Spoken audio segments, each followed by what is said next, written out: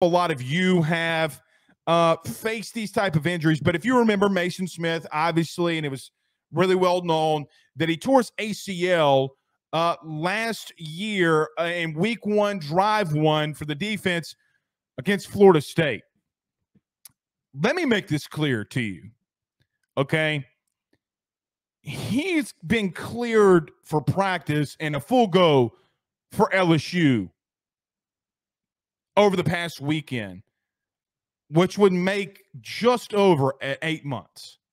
So just over 8 months, maybe 8.5 months, he's been cleared. Let me tell you, as someone who struggled with an ACL multiple times in his life, the simple nature that young man is back is incredible.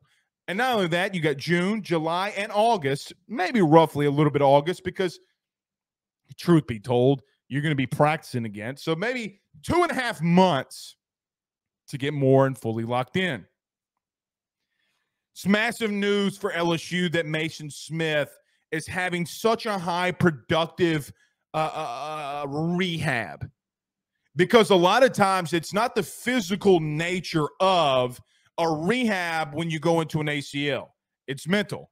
Now, obviously, you have to go in there and you have a lot of physical things that you have to do. You have to balance on a balance ball with the leg that you had surgery on. You got to do a lot of hamstring curls, a lot of quad curls. You got to get massage, hashtag not Deshaun Watson. So a lot of things that go into that. But the addition and him having a great rehab benefits LSU so greatly. Here's why. Guys, I think this defensive line is going to be 10 times better. I shouldn't say 10 times, but it's going to be so much better. How about that? Than they were a season ago. Maason Smith, Harold Perkins on third down, Jordan Jefferson, Mekhi Wingo, and others. Parashand is a guy that's going to be a big rotational piece in there as well. Deshaun Womack, how does he progress, even though LSU limited him during the spring? Because really and truthfully, how much did he need to go? Can he just go ahead and rehab and get the shoulder taken care of? Man, there are a lot of big-time pieces along this defense for LSU. You know, I think of that front seven as an example. Could you imagine this being your front seven in September?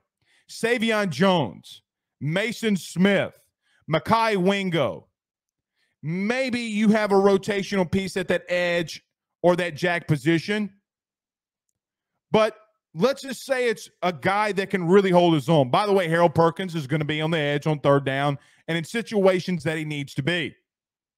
You have Greg Penn and Harold Perkins that have been rotating in at that inside linebacker spot. Oh, and by the way, you get the tackling machine in Omar Speights. One area that you struggled with at times last year was what you did up front. It's not a question. It's not even a question. You allowed less passing yards statistically when it comes to 1 through 131 than what you did in allowing rush yards in 1 through 131 statistically. Maason Smith being back is one of, if not the biggest key pieces that you can hear over the weekend. So much so that you have LSU's official Twitter account publishing it out. So shout out to Maason Smith and shout out to this front seven, because I do think that you're in a place where it's going to be really good. Oh, by the way, and look, I'm leaving off so many names here that could be key rotational pieces.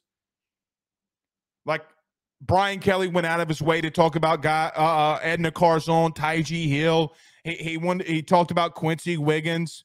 You know, I've talked to Jamar Cain, and he won't mind me saying this now that he's not at LSU. But speaking to Jamar Cain, LSU's defensive line coach, before he left, we would have conversations about Quincy Wiggins and how good he can remotely be. So I sit here and tell you, when you look at LSU's front seven, can they be the best in the SEC? We'll find out. We'll find out. All right.